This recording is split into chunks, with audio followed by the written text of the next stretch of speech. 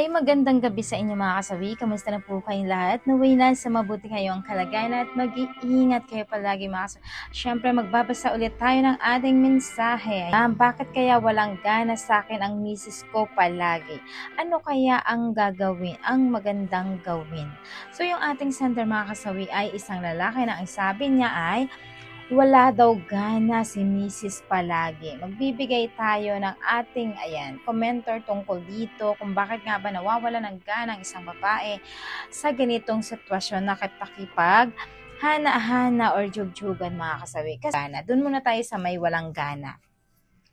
May mga kababaihan mga kasawi kapag ka eto ay sobrang active kapag kaniyaya mo si Mrs. tapos eto ay go ka agad. So, ibig sabihin, active pa yung lifestyle ninyo sa dati, tapos biglang naglaho ito mga kasawi. Pakiramdaman mo kung bakit nga ba unti-unti or palagi na nawawala ng gana ang inyong mga asawa. Kasi baka may thinking na baka may nagpapainit na sa kanila na ibang lalaki or may nagagawa kang kasalanan kay Mrs. kaya ganito yung pakikitungo sa'yo or baka ikaw naman yung may mali dahil nga ba meron ka ring babae. Kaya nalaman ni Mrs. kaya kapag once na niyayaya mo si Mrs. na makipagjugjugan ay talagang palagi siyang walang gana. Siyempre iniisip niya yung nangyari sa'yo. Iniisip niya dahil meron kang babae. So yung kanyang intimate moment or pagkasabik niya sa'yo ay nawawala talaga ito. Dahil siyempre, sabi ko nga sa inyo, sino ba naman ang gaganahan na isang babae kung alam niya na merong babae din ang asawa niya? Mawawala talagang gana yon. Nakakawalang gana talaga yun mga kasawi.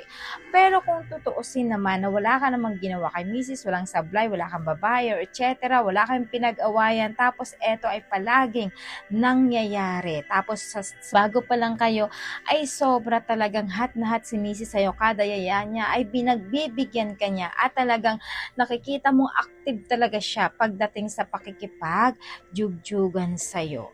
So, ibig sabihin nun ay merong something na si Mrs. Baka meron nang nagpapainit sa kanyang ibang lalaki or baka meron na siyang pinaglalaanan nito kaya kung bakit laging walang gana si Mrs. sa'yo mga kasawi. So, depende lang yan sa sitwasyon.